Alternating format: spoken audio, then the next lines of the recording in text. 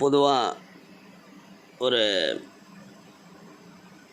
நம்மளோட கண்ணோட்டம் எப்படின்னா, ஆண்களின் கை ரொம்ப ரஃப்பாகவும் கரடுமுரடாகவும் இருக்கும். ஏன்னா அவங்க உள்ளங்கை நிறைய வேலை செய்கிறாங்க, ஹார்ட் ஒர்க் பண்ணுறாங்கன்னு சொல்லுவாங்க. பெண்களின் கை மிருதுவான கைன்னு சொல்லுவாங்க. ஆனால் கொஞ்சம் சிந்தனை செய்து பார்த்தோம் என்றால், பெண்கள் தான் நாள் முழுவதும் உழைத்து கொண்டே இருக்கும் கைக்கு உடையவர்கள். அவங்க பல வேலைகள் செய்து அந்த கை தொடர் உழைத்து கொண்டு இருக்கும் கை. அப்படி இருக்கிற அந்த கையில் சில பேருக்கு பார்த்தோம்னா வெடிப்பு, வறட்சி, அரிப்பு, கோடுகள் தோன்றுவது, தோல் உரிவது போன்ற பிரச்சனைகள் ஏற்படலாம். இதுக்கு நம்ம ஆளுங்க அலர்ஜி, டிட்டர்ஜென்ட் அலர்ஜின்னு இனிமேல் சோப் போடாத, குளிக்காதன்னு சொல்லி குழப்பிகிட்டு இருப்பாங்க. அதெல்லாம் இல்லை. நம்ம உள்ளங்கையோட மிருதுத்தன்மையை மீண்டும் ஈஸியாக மீட்டெடுக்கலாம் என்பதற்கான சில குறிப்புகள். உள்ளங்கையில் போதிய ஈரப்பதம் இல்லாமல் போனால் சிலருக்கு வெடிப்புகள் தோன்றி கருப்பாக மாறிவிடும். அவர்கள் அடிக்கடி கைகளில் வேஸ்லின் தடவி கொள்ளலாம். ஒரு உருளைக்கிழங்கை வேக வைத்து அதில் 4-5 சொட்டு ஆலிவ் எண்ணெயை கலந்து அரைத்து கொள்ளுங்கள். இதை கைகளில் பூசி தேய்த்து கழுவுங்கள். ஆலிவ் எண்ணெய் தோலுக்கு நல்ல ஈரப்பதத்தை கொடுக்கும். உருளை கருமையை நீக்கிவிடும். வெடிப்புகள் தொடராமல் இருக்க நிறைய தண்ணீர், பால், ஆரஞ்சு, ஆப்பிள் ஜூஸ் வகைகளை, நீர் சத்து உள்ள காய்களை சாப்பிடுவது அவசியம்.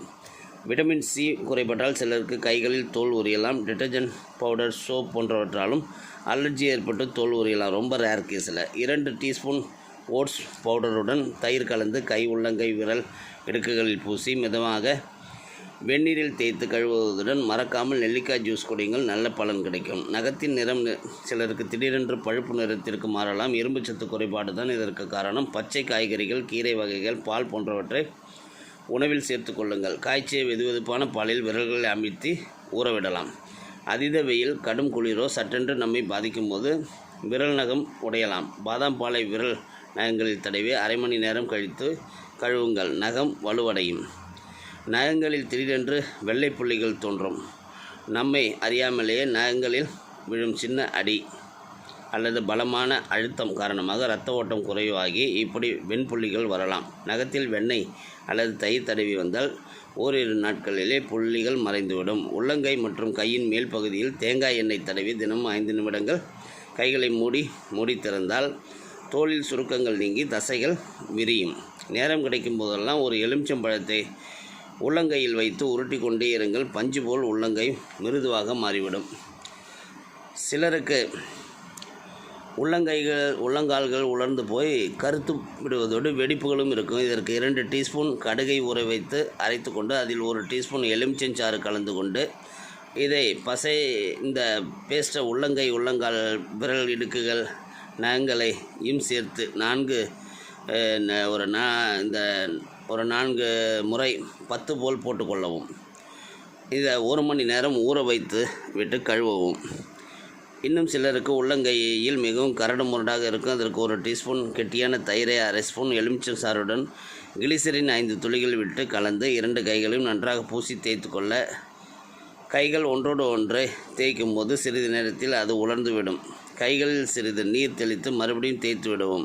10 நிமிடத்திற்கு பிறகு கைகள் தண்ணீரில் சுத்தம் செய்யவும். இதை தொடர்ந்து செய்யும்போது கைகளில் உள்ள கருமை மறைந்து அழகு பெறும். இரவில் படுக்க போகும் முன் சோற்றுக்கற்றாழை ஜெல்லை கைகளில் தடவி கொள்ளவும். இது கைகளை சுத்தம் செய்வதுடன் அவற்றை மென்மையாகவும் நல்ல நிறத்துடன் வைத்துக்கொள்ள உதவுகிறது. வெளிப்புற மாசு நம் மீது படிவதால் மங்கிய நிறம் மாறி ஒரே நிறமாக இருக்கும். இப்படிப்பட்ட குறிப்புகள் எப்படி நம்ம கால் பராமரிப்புக்கு, பாத பராமரிப்பிற்கு பெரிய முக்கியத்துவம் கொடுப்பதில்லையோ அதே போல் உள்ளங்கைகளின் பராமரிப்புக்கு முக்கியத்துவம் கொடுப்பதில்லை. அதனால் இந்த அழகு குறிப்புகள் இன்னும் மட்டும் பார்க்காம இது ஆரோக்கிய குறிப்புகளாக எடுத்துக்கிட்டு, ஏன்னா ஒவ்வொரு உறுப்புகளும் நமக்கு முக்கியங்கிறது நம்ம மனசில் இருக்கணும். அதனால் பர்சனல் ஹைஜீன்ங்கிறது நல்ல உணவு, நல்ல நீர் ஆகாரங்கள், நல்ல சுற்றுச்சூழல், இதெல்லாம் கலந்தது தான் நம்மளோட ஆரோக்கியம். அந்த ஆரோக்கியம் இருந்தால் அழகு தன்னால் வரும்.